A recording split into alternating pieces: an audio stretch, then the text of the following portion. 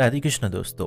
मित्रों, सनातन धर्म में एकादशी तिथि का विशेष महत्व है। माघ माह के कृष्ण पक्ष की एकादशी तिथि पर षट्तिला एकादशी व्रत किया जाता है। इस दिन जगत के पालनहार भगवान विष्णु और माँ लक्ष्मी की पूजा अर्चना और व्रत करना शुभ माना जाता है। धार्मिक मान्यता है कि इन कामों को करने से श्री हरि की कृपा प्राप्त होती है और जीवन में कभी भी धन की कमी नहीं होती है। साथ ही धन लाभ के योग के लिए खास चीजों का दान करना चाहिए।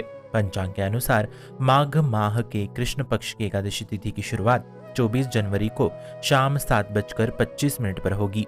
वही तिथि का समापन 25 जनवरी को रात 8:31 पर होगी। ऐसे में 25 जनवरी को षट्तिला एकादशी व्रत किया जाएगा। आइए जानते हैं महत्व। एकादशी व्रत करने के लिए कई जन्मों के पापों का नाश होता है।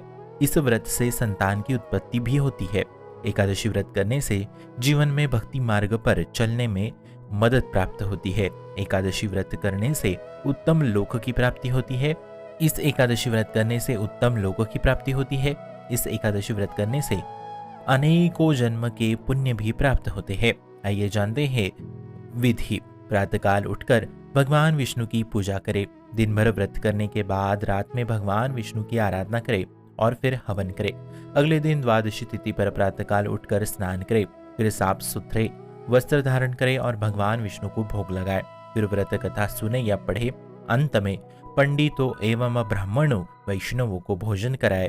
उसके बाद ही अन्न जल ग्रहण कर पारण करें। आइए जानते हैं व्रत कथा।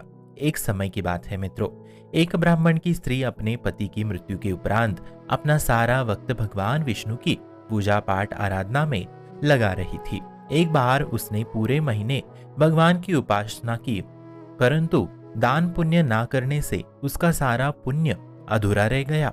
ऐसा देख लक्ष्मीपति भगवान विष्णु खुश होकर स्वयं उसकी कुटिया में एक भिक्षुक का वेश धारण कर पहुंचे और उन्होंने स्त्री से भिक्षा मांगी।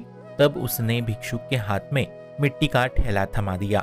यह देख भगवान विष्णु वहां से अपने बैकुंठ वापस लौट आए। कुछ समय बाद उस स्त्री की मृत्यु हो गई और वह लोक पहुंची तो अपनी कुटिया खाली देख घबराकर भगवान विष्णु के पास पहुंची और कहने लगी, हे प्रभु, मैंने पूरा जीवन आपकी पूजा उपासना की, फिर भी मुझे खाली कुटिया क्यों मिली? तब भगवान विष्णु ने उसे अन्न दान ना करने और उसके हाथ पर मिट्टी थमा देने की बात बताई और कहा कि जब देवकन्या तुमसे मिलने आए तो तुम तभी अपना द्वार खोलना और जब वह तुम्हें षट्तिला एकादशी व्रत की विधि बताए।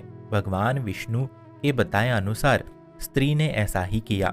जब देवकन्या उससे मिलने आई तो उसने उनसे षट्तिला एकादशी के व्रत के बारे में जानकारी मांगी और फिर पूरे विधि विधान के साथ षट्तिला एकादशी का व्रत किया, जिसके प्रभाव से कुटिया में अन्न भर गया। इसलिए ऐसी मान्यता है कि जो भी व्यक्ति षट्तिला एकादशी का व्रत कर तिल और अन्न दान करता है उसे वैभव और मुक्ति की प्राप्ति होती है। साथ में धन की पूरे जीवन में कोई कमी नहीं होती एवं धन से जुड़ी सारी समस्याओं का समाधान भी प्राप्त होता है। आप सभी को षट्तिला एकादशी की हार्दिक हार्दिक हार्दिक शुभकामनाएं। शुभम भवतु कल्याणमोस्तु। राधे राधे।